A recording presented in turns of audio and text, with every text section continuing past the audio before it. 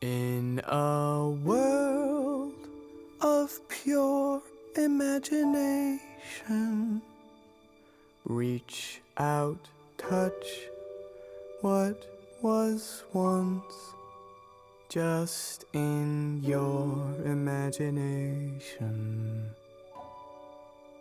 Don't be shy, it's alright if you feel a little trepidation.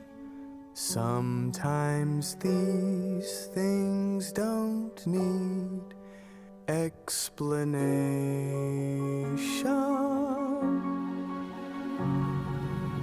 If you want to view